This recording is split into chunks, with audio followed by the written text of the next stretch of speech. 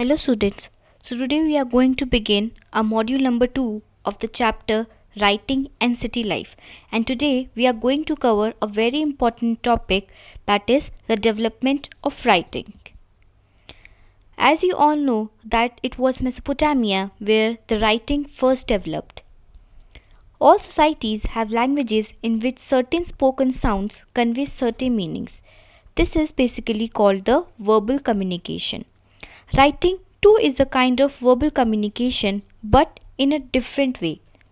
When we talk about writing or a script, we mean that spoken words are represented in visible signs.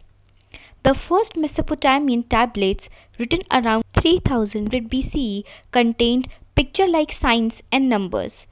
These signs included lists of oxen, fish, bread, etc. That is, list of goods that were brought into or distributed from the temples and the cities, and it was basically limited in the southern Mesopotamia where the Sumer civilization was established. Writing began when society needed to keep records of transactions because, as we have also studied in our previous module, in city life, transactions occurred at different times and involved many people and different variety of goods. The Mesopotamians wrote on tablets of clay. Now we are going to discuss how these tablets were actually made. A scribe would wet clay and pat it into the size so that he could comfortably write with one hand. He would carefully smoothen the surface of the tablet made of clay. Then, with the sharp end of a reed cut, he would press wedge shaped, which is the cuneiform shaped signs onto the smoothened surface while it was still moist. Once dried in the sun, the clay would harden and the tablets would be almost as indestructible as pottery. The word cuneiform is derived from the Latin word cunis, meaning wedge, and forma, meaning shape. So, cuneiform writing means the wedge shaped writing. Once the surface dried, signs could not be pressed onto a tablet, so each transaction, however minor, required a separate written tablet. This is why tablets occur by the hundreds at Mesopotamian sites.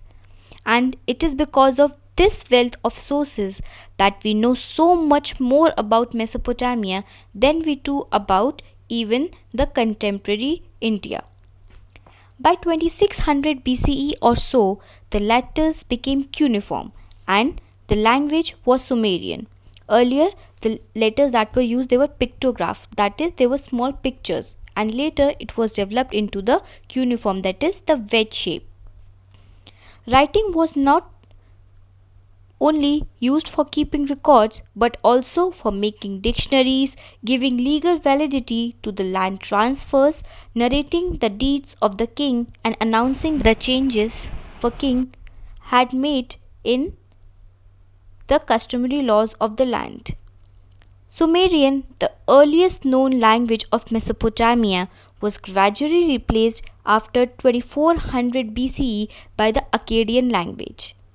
Cuneiform writing in the Akkadian language continued in use until the 1st century CE, that is, for more than 2000 years. But the system of writing in cuneiform was quite complex because the signs did not represent a single consonant or vowel like the present day alphabets. Thus, the signs that a Mesopotamian scribe had to ran into hundreds, and he had to be able to handle a wet tablet and get it written before it get dried. So, writing was a skilled craft, but more importantly, it was an enormous intellectual achievement conveying in visual form the system of sounds of a particular language during the ancient period. Very few Mesopotamians could read and write. Not only there were hundreds of signs to learn, but many of these were very complex.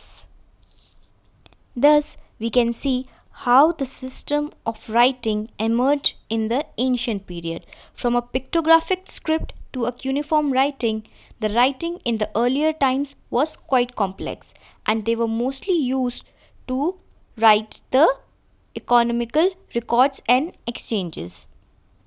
Because the whole process of writing was quite complex, that's why we can say that in Mesopotamia the literacy rate was very low.